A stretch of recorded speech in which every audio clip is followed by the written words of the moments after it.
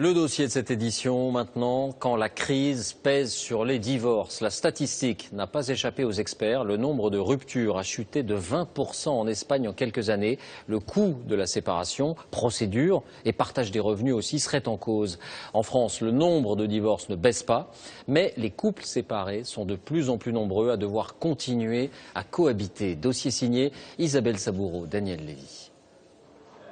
Cette mère de famille nous rencontre dans un café, loin de chez elle. Car dans cet appartement qu'elle nous dessine, elle cohabite aujourd'hui avec un mari qui la trompe et qu'elle n'aime plus. Une situation délicate qu'elle accepte pourtant de nous raconter. Moi, je dors ici. Mon mari, il dort dans le salon. Et mes deux fils dans leur chambre et ma fille dans sa chambre. Voilà. À 56 ans, elle aurait bien voulu quitter son mari et s'en aller. Mais avec 3 enfants à charge et 1100 € de salaire par mois, elle a eu peur de ne pas s'en sortir seule. Elle se retrouve coincée chez elle sans pouvoir divorcer. Mais je ne peux pas faire autrement parce que j'ai pas d'argent, je ne peux rien faire. Je me suis surendettée avec lui. Je paye le loyer et puis mon fils est au chômage, ma fille elle fait des remplacements. J'ai calculé tout ça et puis après, je me suis dit non, ce ne serait pas possible. Mais là, c'est quand même un gros sacrifice pour votre vie privée. On est obligé de supporter. Hein. Je ne veux plus souffrir. Je ne veux plus souffrir. Il fait sa vie, il fait ce qu'il veut. Moi, je suis chez moi avec mes enfants. Et puis, je ne m'occupe plus de ce que fait monsieur, de ce qu'il fait pas. Votre cliente en aura fini avec ses Un couple qui se sépare, mais reste sous le même toit. En 1989, Michael Douglas et Kathleen Turner incarnent, dans La Guerre des Roses, cette réalité encore méconnue à l'époque. Les pièces entourées de rouge sont à elle. Un immense succès cinématographique, devenu phénomène de société bien réel. Aux États-Unis, cette cohabitation forcée toucherait aujourd'hui 10% des familles modestes. En France, il n'y a pas encore de chiffres, mais les avocats s'attendent à voir de plus en plus de clients renoncer au divorce.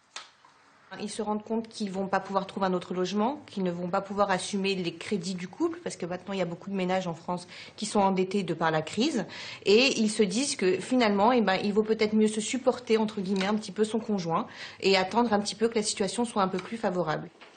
Ce fut pour cet homme l'expérience la plus difficile de sa vie. C'était il y a quelques mois et il reste encore très marqué par ce face-à-face douloureux. Je la croisais quand les enfants ils cherchaient la maman, ils rentraient dans la chambre. Donc je voyais qu'elle était présente.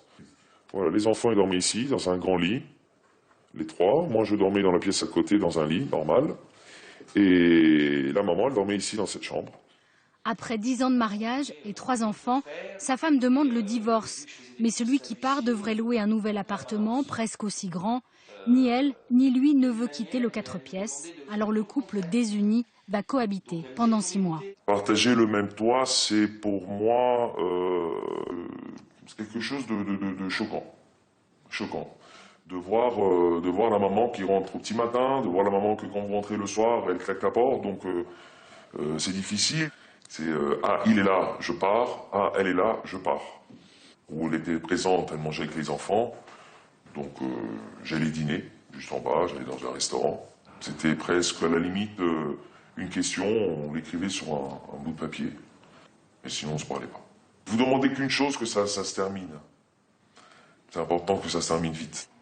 Ça va être des scènes au quotidien, des difficultés au quotidien, et bien sûr aggravées avec le problème des enfants qui sont spectateurs du désaccord et du désamour des parents.